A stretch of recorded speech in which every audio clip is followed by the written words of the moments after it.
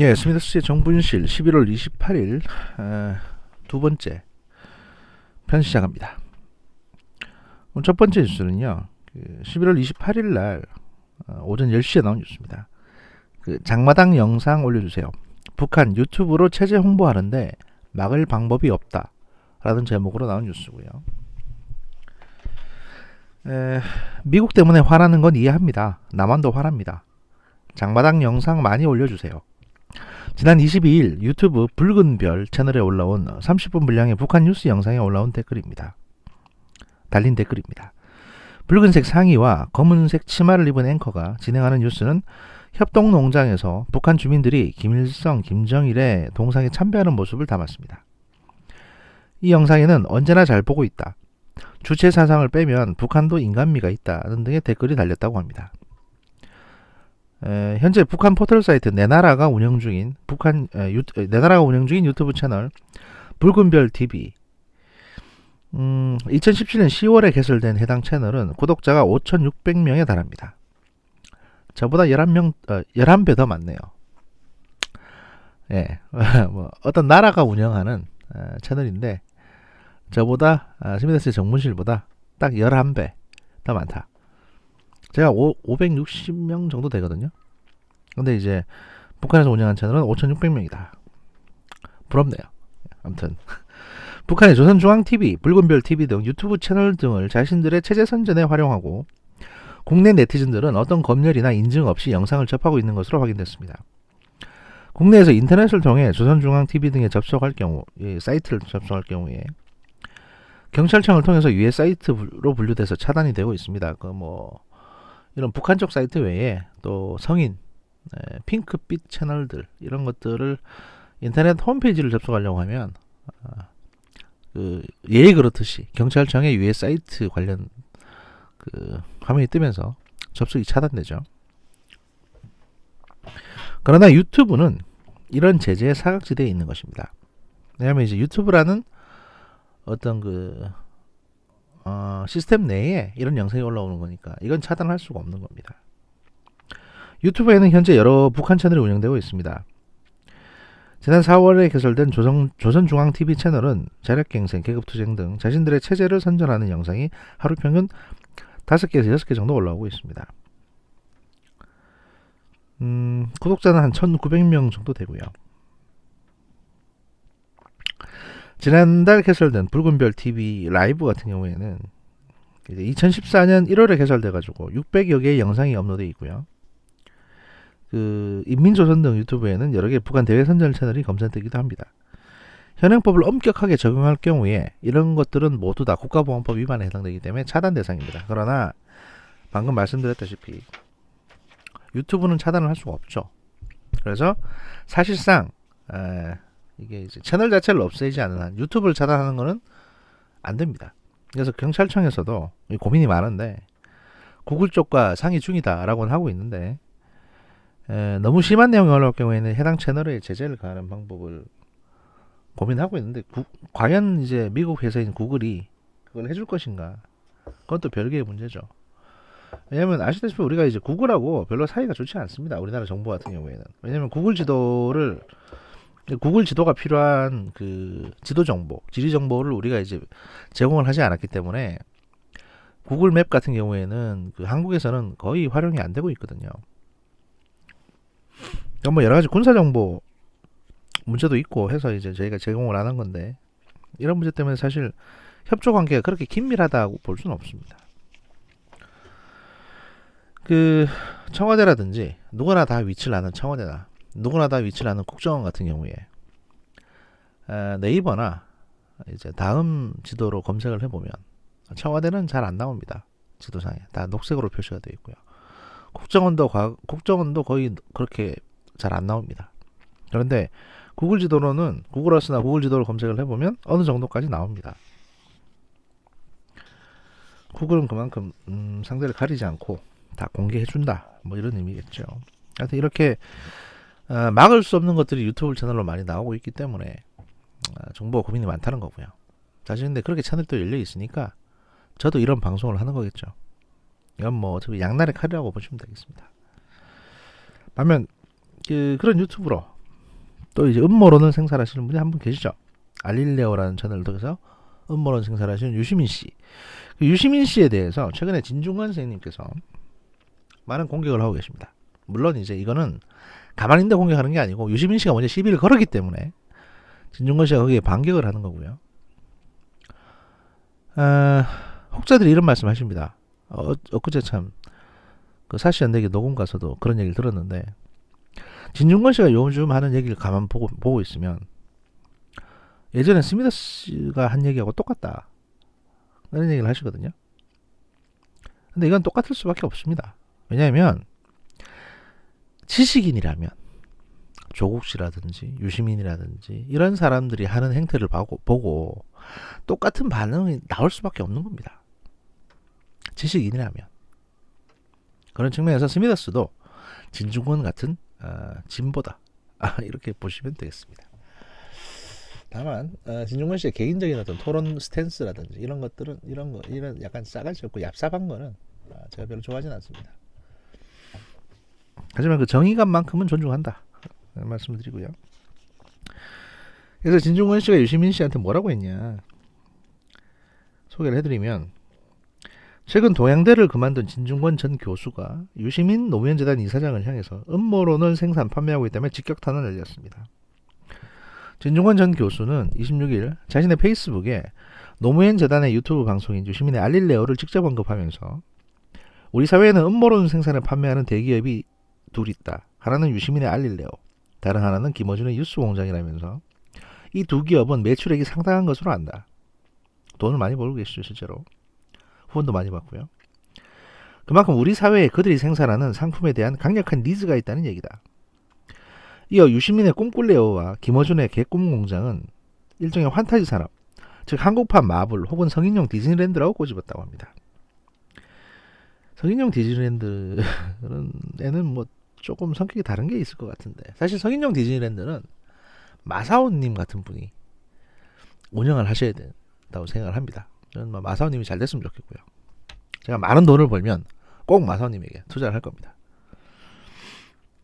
아무튼 진중권 전 교수는 이어 유 작가가 내게 사유체계를 점검해 보라고 하셔서 점검해 보니 아무 이상이 없었다면서, 나이 들면 주기적으로 건강검진을 받듯이 작가님 연세도 어느덧 본인이 설정하신 기준을 넘으셨으니 60세를 넘었다는 얘기죠.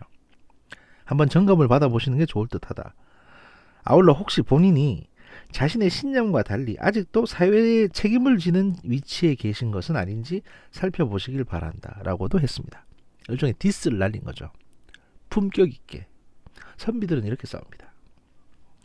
10선비니까 문제지.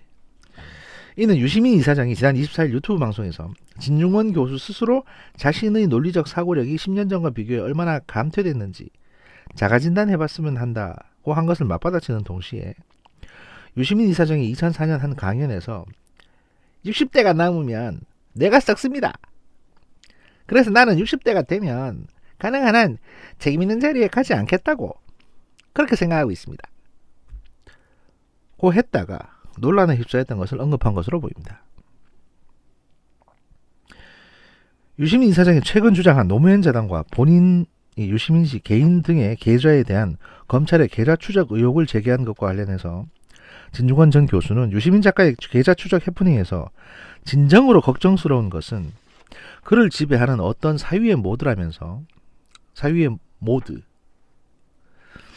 이번 사건이 보여주듯이 유시민 이사장은 사안에 대한 냉정하게 객관적이고 합리적인 판단을 하는 대신에 몇 가지 단편적 사실을 엉성하게 엮어 왕성한 상상력으로 가상현실을 창조한다. 이것이 음모론적 사유의 전형적인 특징이라고 지적한 바 있습니다. 이어 이 허황된 음모론이 심지어 여당 수석 대변인이라는 분의 입을 통해 공공의 영역인 대한민국 국회까지 진출했다는 것은 웃지 못할 소국이라고 꼬집었습니다. 그러면서 아니 그 영민하신 분이 어쩌다 저렇게 되셨는지 주위에 의아해 하시는 분들이 많다며 여기에 대해서 의견을 주셨는데요. 간단하다. 미디어 학자 월터 옹의 유명한 말이 있다. 미디어는 의식을 재구조화한다. 유튜브 방송은 언론을 참칭해도 기존의 이른바 레거시 미디어와는 전혀 다른 성격을 갖는다. 유튜브 방송은 언론에 부여되는 객관성, 공정성, 윤리성의 의무에서 자유롭다. 그런 매체에 익숙한 대중을 위해 그런 매체에 특화된 콘텐츠만 만들다 보면 점차 사유 자체가 그 매체의 특성에 맞추어 논리와 윤리의 영역을 떠나게 되는 것이라고 주장하셨습니다. 말씀하셨습니다. 그러니까 이게 뭐냐? 레거시 미디어라는 거는요. 기존의 방송이라든지 언론, 신문 이런 것들을 말합니다. 뭐 책도 마찬가지고요. 하지만 이건 여러 가지 이제 윤리 규정에 의해서 몇 번 재검토를 계속 받습니다. 그런데 유튜브 같은 경우에는 또 팟캐스트도 그렇고 이 파급 효과는 점점 높아지고 있는데 도덕성이나 윤리성에서는 비교적 자유롭죠. 왜냐하면 본인들 하고 싶은 말을 하게 되고 또 청취자들이 직접적으로 이의 제기하는 게 아니라면 이 방송을 억제할 수 있는, 통제할 수 있는 또는 이 방송의 윤리성에 대해서 제재할 수 있는 방법이 없습니다. 그러다 보니까 청취자들이 원하는 방송을 해주게 됩니다. 그게 본인도 모르게 점점 그렇게 됩니다. 그래서 저는 이제 어떤 제 방송 같은 경우에는 특정 청취자층을 규정해 놓지 않습니다. 예를 들어 저는 뭐 민주당 편이다, 또 자한당 편이다. 제 방송을 듣는 분들은 어떤 분들이다. 또는 이제 뭐 회원제로 운영한다든지 아니면 유료 방송을 운영한다든지 또는 뭐 어떤 그 모임을 만든다든지 이래가지고 그 모임에 가입됐거나 어떤 소속이거나 이런 특정한 분들이 들을 수 있도록 이렇게 자꾸 규정을 하진 않습니다. 사실 돈을 벌려면 그렇게 규정을 해놓으면 돈 벌기는 지금보다 더 낫거든요. 그럼에도 그렇게 하지 않는 이유는 뭐냐? 계속 어떤 사람들이 범위 지어지게 되고 그 다음에 모이게 되면 그분들이 원하는 얘기를 자꾸 하게 됩니다. 자기도 모르게. 그분들과 소통을 하면 할수록 더 그렇습니다. 가끔씩은 제가 하는 얘기가 저건 너무 넘겨짚은 거 아니냐. 또는 저기 너무 건너뛴 거 아니야 논리가. 이렇게 비판하는 사람들이 있어야 됩니다. 실제로 제 트위터에서도 그런 비판을 많이 받고 있습니다.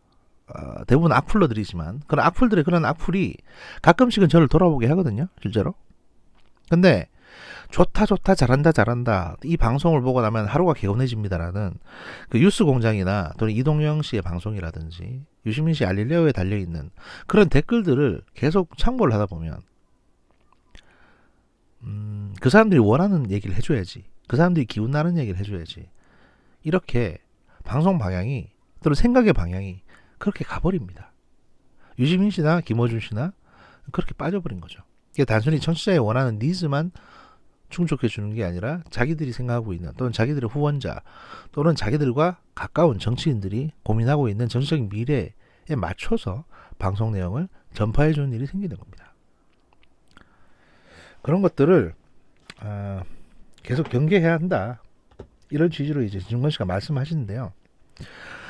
그러면서 진중권 씨가 직접 개인 방송을 아직까지는 하지 않습니다. 왜냐하면 진중권 씨도 방송을 하게 되면 그렇게 이제 휘둘릴지도 모른다는 생각을 하시기 때문이겠죠. 그리고 저분이 어제 방송에 출연하게 되면 아마 돈도 많이 받으실 텐데 또 그런 것 때문에라도 영향을 받게 되고요. 사실 돈을 받고 방송을 하거나 또는 이제 수익을 위해서 방송을 하게 되면 결국 내용에까지 그게 영향을 주게 되고요. 최근에 뭐 경향신문하고 파리바게뜨 건도 보셔서 아시겠지만 어떤 바른 말을 하고자 할 때는 그게 돈하고 결부되면 절대로 안 됩니다. 그럼 바르게 말을 할 수가 없어요. 돈 준 사람 마음에 드는 말을 하게 되죠. 그래서 제가 말씀드리는 거고요. 제가 이제 고민이 좀 많은데 제가 팟빵 같은 경우에 지금 후원 기능을 열어놨지 않습니까? 그래서 이제 후원을 해주시는 분들이 계십니다. 그리고 뭐 물론 응원 차원에서 후원을 해주시는 거는 감사합니다. 그리고 이제 그게 일정 금액 모이게 되면 뭐 좋은 일에 쓰겠다라고 말씀을 드렸는데 여러분들이 그냥 자발적인 구독료라든지 뭐 이런 차원에서 후원해 주시는 건 감사합니다만 한 번에 10,000원 이상 또 한 분이 뭐 5,000원, 10,000원, 뭐 1,000원, 2,000원 이렇게 한 달에 10,000원 이상의 후원은 하지 마시길 부탁드립니다. 제가 부담스러워서 그런 게 아니고요. 그러시다 보면요. 여러분도 모르게 이 방송 자체에 그러니까 뭔가 바라는 마음이 생긴다는 건 당연한 겁니다. 근데 그건 상관없는데 여러분도 모르게 방송에 지나치게 애착을 갖게 됩니다. 그렇게 되면 여러분들이 이 방송을 듣고 판단하는 데 있어서도 결국에는 왜곡이 오고 영향을 받을 수가 있습니다. 그래서 드릴 말씀이니까 정의 후원을 하고 싶으시면 후원 말고 주변 가족들에게 홍보를 좀 해주시라. 지인들에게 핸드폰 좀 줘봐. 그래서 유튜브 열어봐. 그래가지고 구독을 누른다든지 이런 식으로 좀 해주시라. 이런 말씀 드리고 싶습니다. 저도 돈을 좋아합니다. 돈을 좋아하는데 뭐 제가 뭐 대단한 얘기 한다고 그렇게 해주시면 감사합니다만 때로는 또 두렵기도 합니다. 그렇습니다. 두 번째 뉴스는요. 그 조국 씨 구속영장이 기각이 됐죠. 이거 가지고 뭐 죄가 있네 없네 뭐 이제 우리가 이겼네 만에 이런 얘기 많이 하시는데 구속영장이 기각되는 건 사실 그렇게 중요한 건 아닙니다. 왜냐하면 일단은 범죄 혐의가 소명이 되고 뭐 죄질도 안 좋고 그다음에 증거 인멸 및 도저히 우려가 없다. 사실 검찰에 와서 이제 이 유재수 감찰무마건에 대해서는 조국 씨가 적극적으로 진술을 하고 있기 때문에 뭐 수사에 협조하고 있는 상황입니다. 그래서 굳이 이 사람을 구속시킬 필요까지는 없는 것처럼 보인다라는 게 이제 법원의 판단이고, 그럼에도 불구하고 이제 오해의 소지가 있으니까 범죄 혐의가 소명됐고 죄질도 좋지 않다라는 별도 의견을 이제 낸 걸로 알고 있습니다. 이건 왜 이러냐? 법원에서도 고민이 많은데 뭐 어떤 언론에서는 판사가 이제 물타기 한다, 판사가 간 본다 뭐 이런 말씀 하시지만 사실 그런 건 아닌 것 같고요. 나름대로 고심해서 정치적으로 최대한 영향을 적게 주기 위해서 이런 본인의 어떤 그 기각 결정이 정치적으로 미치는 영향을 최대한 줄이기 위해서 고심 끝에 나온 행동이 아닌가 싶습니다. 무슨 말이냐면 사실 구속이 되고 또는 구속이 기각되고 하는 거는 이 형사 절차상으로 봤을 때 큰 의미는 없습니다. 물론 이제 검찰은 수사가 좀 편하게 하기 위해서 이 수사의 피혐의자를 이제 고생을 좀 시키고 싶으니까 구속을 시켜가지고 가둬놓으면 수사에 협조적으로 되거든요. 그래서 이제 구속시켜야 된다. 또 구속 자체를 일단 검찰이 옳았다, 범죄가 입증됐다 이런 전초 단계로 이제 홍보하는 경향이 좀 크죠, 검찰은. 그런데 법원 입장에서는 일단은 가능하면 수사에 협조하고 있는 상황에서 굳이 뭐 징역 3년 이상의 중범죄가 아닌 것 같은데, 보면 이제 권한남용, 권리행사 방해 같은 경우에는 징역 1년 내지 백유에 2년 나올 가능성이 높습니다. 그러면 보통 그렇게 중범죄가 아니기 때문에 굳이 이 추운 겨울에 구속까지 시켜야 되냐, 이런 판단을 할 수 있는 겁니다. 그래서 조국 씨가 아니더라도 이런 혐의에 대해서는 보통 불구속 수사를 하도록 하는 게 일반적인데, 우병우 씨 같은 경우에는 민주당의 어떤 협조하에 있던 검찰이 3번, 4번 구속영장 청구해가지고 구속시켰죠. 이건 뭐 우병우가 구속이 돼야 적폐가 청산된다, 적폐 청산이 인정받는다, 이런 어떤 강한 푸시가 있었기 때문에 이렇게 된 건데, 지금 조국 같은 경우는 범죄 혐의는 또 입증이 됐으니까, 있다고 보이니까 굳이 구속까지는 필요 없다라는 결정을 판사가 내렸습니다. 그런데 문제는 그게 중요한 게 아니고, 지금 조국 수호, 조국 반대, 이것 때문에 정치적으로 굉장히 첨예하지 않습니까? 그럼 사람들 간의 의견도 나눠져 있고, 심지어 구치소 앞에도 조국 지킨다는 사람들이 와서 막 조국님 힘내세요 이러고 앉았으니까, 그냥 이런저런 설명 없이 구속을 기각하게 되면 봐라 조국은 죄가 없는 거 아니냐, 이런 식으로 오해될 소지가 크죠. 이 사람들은 그걸 또 이용할 거고요. 그 다음에 청와대라든지 민주당이라든지 계속 그렇게 이용을 해먹으려고 그러니까 그렇게 해서 검찰을 압박할 걸로 보인 겁니다. 판사 눈에는. 야, 내가 그냥 구속영장 기각할 만하니까 기각한 건데, 그렇다고 죄가 없는 건 아닌 것처럼 보이는데, 이렇게 되면 마치 조국 무죄고 검찰 수사는 다 잘못된 걸로 비치지 않겠냐. 이렇게 되면 오히려 내년 총선이나 이런 정치에 또는 수사에 판사의 행동이 과하게 영향을 미치는 것처럼 보이게 되니까 구속영장을 기각하지만 대신에 범죄는 소명이 되었고 죄질도 좋지 않다는 특별한 멘트를 날림으로써 조국은 죄가 없는 게 아니라 죄는 있다, 하지만 구속 정도 해서 할 건 아니다, 이 정도 사유 가지고는, 이런 분명한 자기 의견을 밝힌 겁니다. 이걸 이렇게 보셔야지 괜히 확대하실 필요는 없다고 생각되고요. 어차피 뭐 수사는 쭉 진행이 될 겁니다. 그리고 이제 몇몇 진보 쪽 분들은 또 무슨 얘기를 하시냐면, 야, 가족 털고 사모펀드 털다가 안 되니까 이제 별건 수사인 이제 유재수 감찰 무마건으로 구속영장 청구한 거 아니냐고 말씀하시는데요. 그건 아닙니다. 왜냐하면 자녀 입시 비리나 사모펀드 불법 투자 같은 경우에는 이 연내에 올해 안으로 이제 불구속 기소를 할 거거든요, 검찰에서. 그러니까 구속 기소 사유 어차피 이게 공범인 정경심 교수가 구속돼 있기 때문에 주범에 해당되는 공범이거나 방조범에 해당되는 조국 씨까지는 구속할 필요가 없다고 생각되니까 불구속을 하되 재판에는 올릴 겁니다. 유죄 취지로. 그러니까 기소되는 거고요. 혐의를 찾다 쳤다 없어서 이걸로 하는 게 아닙니다. 셋 다 죄를 지은 겁니다. 조국 씨는. 이렇게 해석하시면 되고요. 그렇게 보이고 그 다음에 이제 그 여기 뭐 저번에 그저께 방송에서 이제 세작분이 그런 말씀하셨었는데 영장 전담 판사가 이제 범죄는 소명됐고 죄질도 좋지 않지만 이런 언급을 하는 것 자체가 상당히 이례적이지 않냐. 그 구속 기각을 하는데 왜 이런 언급을 하냐. 그게 좀 이례적인 거 아니야. 이전에선 본 적이 없는 거 아니냐. 뭐 형사법 규정을 보면 사실 이런 표현을 할 필요 없고 그냥 구속을 기각하면 이렇게만 쓰면 된다던데라고 말씀하셨는데 이건 이례적인 건 아닙니다. 왜냐하면 조국 씨 동생 조국 씨 동생 있지 않습니까? 그분에 대해서 최초에 구속 기각이 됐었죠. 건강 상태 운운해가지고. 근데 그때도 범죄 혐의는 소명됐고 뭐 범죄 사실은 분명히 있는 것 같다라는 식의 언급이 있었거든요. 그러니까 그렇게 언급하는 거는 영장 전담 판사의 어떤 자유이기 때문에 그거에 대해서 뭐 일일이 이게 옳다 저르다 이런 어떤 의사 표현이 바람직하다 아니다 이렇게 표현할 건 아닌 걸로 보입니다. 그러니까 일단 검찰도 그렇고 법원도 그렇고 이 조국 씨 문제에 대해서는 상당히 좀 신중하게 접근하고 있다. 정치적으로 오해가 안 되도록 노력하고 있다. 그리고 정경심 교수 그 추가 기소한 거에 대해서도 지금 송인권 판사 같은 재판부에 법원이 줬죠. 네가 책임지라고. 이것도 이 어떤 법원의 행실이 과하게 확대 해석되지 않도록 고심하고 있는 거다. 좀 더 쉽게 말씀드리면 이 개똥 같은 건으로 법원에 괜히 불똥이 튀어가지고 법원이 잘하네 못하네 이런 그 검찰청 앞에 몰려가서 이 시위하던 애들이 법원 앞으로 몰려오지 않도록 법원 입장에서는 고심에 고심을 하고 있다. 이렇게 이해하시면 되겠고요. 반면 법원 출신임에도 불구하고 판사 출신임에도 불구하고 전혀 성숙되지 못한 행동을 하는 인간이 하나 있어서 소개를 해드리려고 합니다.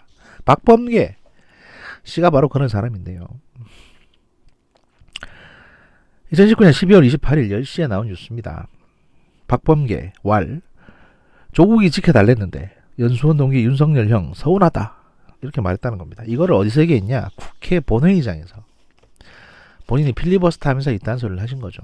제가 잠깐 읽어드리고 소개해드리겠습니다. 박범계 더불어민주당 의원이 28일 자신의 사법연수원 동기인 윤석열 검찰총장에게 최근에 검찰 수사 행태에 대한 서운함을 토로했다.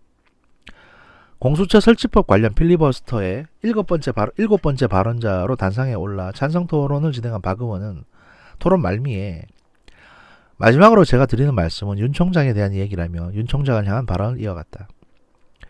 박범계 의원은 판사 출신입니다. 박범계 의원은 문재인 대통령은 적폐청산의 과업을 윤 검사에게 맡겼다.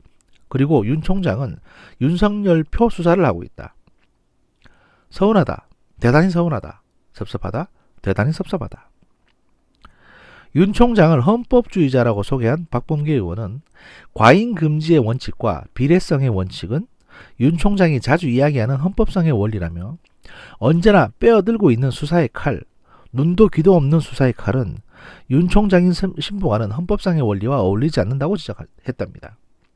당연히 수사의 칼은 형법상의 칼이니까 헌법상의 원리와는 어울리지 않죠. 그리고 과잉금지의 원칙이나 비례성의 원칙은 민사소송에서 적용되는 그런 거지 범죄 수사에 있어서 수사기관이 여기에 대해서 쓰는 게 헌법에 어긋난다 이딴 소리를 감히 판사 출신이 할 건 아닙니다. 솔직히.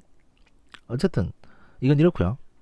또 이어서 칼이 칼집에서 울리듯이 칼이 칼집 안에서 울리듯이 있을 때 대한민국에서는 부패를 저지르고자 하는 자, 대한민국 비리를 저지르고자 하는 자, 부정을 저지르는 자들이 두려워할 것이라며 그것이 대한민국 검찰 조직의 사명이고 윤 총장의 사명이라고 강조했답니다. 이게 진짜 개떡 같은 소리인데요. 제가 이거를 보고 나서 분노를 했거든요. 왜냐하면 칼이 칼집에서 울리듯이 있을 때, 그러니까 칼을 빼들지 말고 검찰은 그냥 가만히 있어야 된다는 거죠. 검찰이 어떤 부정이나 범죄를 가만히 노려보고만 있어야 이 범죄자들이 진짜 두려워한다는 겁니다. 이 정신 있는 사람이 할 소리가 아니죠. 정신 나간 사람이죠. 아니, 범죄가 있으면 수사를 해야지. 왜 수사 안 하고 지켜보고만 있어야 됩니까?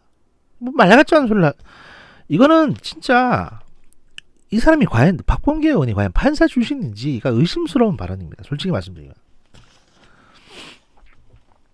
아무튼 뭐 이런저런 얘기 쭉 쌀데없는 얘기 하시다가 박 의원은 마지막에 이제 조국 전 법무부 장관이 자신에게 박근혜 정부 당시 윤 총장의 검사직 사퇴를 막아줄 것을 부탁했다는 일화도 공개했답니다. 그러니까 뭐 이때 윤석열 검찰총장이 지방으로 좌천이 됐는데 이제 아무래도 저 양반 보니까 사표 쓸 것 같은데 박범계 의원이 그거 좀 막아줬으면 좋겠다. 막는데 노력을 해줬으면 좋겠다라고 해가지고 박범계 의원이 특별히 뭐 윤석열 총장한테 전화해서 뭐라고 한 건 아니고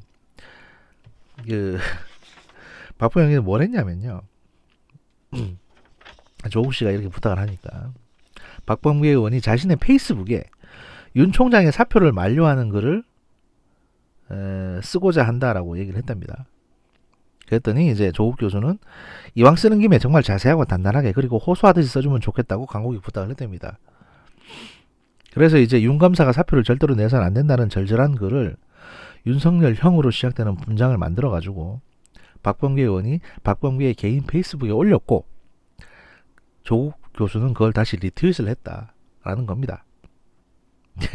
그러니까 이게 이제 이렇게 해서 자기들 딴에는 윤석열을 이렇게 생각해 줬는데 왜 서운하게 자기들을 수사하냐 뭐 이런 얘기를 하시는 거죠. 이게 이제 무슨 얘기냐? 저한테 이게 어떻게 와닿냐면요. 제가 문재인 대통령이 너무 걱정스러워서 저분이 밤잠을 못 이루실 것 같고 너무 걱정스러운데 어떻게 했으면 좋겠냐 고민을 하다가 환타님에게 전화해가지고 환타님 페이스북에 문재인 대통령을 걱정한다는 절절한 마음을 담아서 글을 좀 써주십시오. 그러면 제가 리트윗을 해드리겠습니다. 그리고 환타님하고 저는 문재인 대통령을 위해서 이런 일을 했던 충신이 되는 겁니다. 라고 자화자찬하는 꼬라지인 겁니다. 이거를 국회의원이 판사 출신 국회의원이 국회 본회의장에서 이딴 소리를 하면서 자기는 윤석열에게 잘해줬다. 아유 정말 제가 판사 시절 법률가로서의 박범계는 얼마나 대단한지 모르겠습니다만 정치가가 되면서 이분은 그냥 쓰레기통에 본인을 스스로를 집어넣은 걸로 보입니다. 솔직히 말씀드리면 합리적이지도 않고요, 올바르지도 않고요, 논리적이지도 않고요, 상식적이지도 않은 말씀을 아무 말씀을 그냥 해대십니다. 이는 판사 출신 변호사 박범계가 아니고 그냥 그렇고 그런 국회의원 중에 한 명인 박범계로 기억을 하셔야 될 듯 싶습니다. 이분은 나이가 60 넘었는지가 궁금하네요. 윤석열 씨보다 나이는 어리다고 하는데 아직 60은 안 되신 것 같고 광우병의 전조 증상이 보입니다. 2부는 여기까지 하고요. 잠시 후 저녁에 예고는 하지 않겠습니다. 제가 이제 더 이상 예고는 하지 않고 그냥 올릴게요. 그냥. 예. 오늘도 좋은 하루 보내시고요. 시민대였습니다. 감사합니다.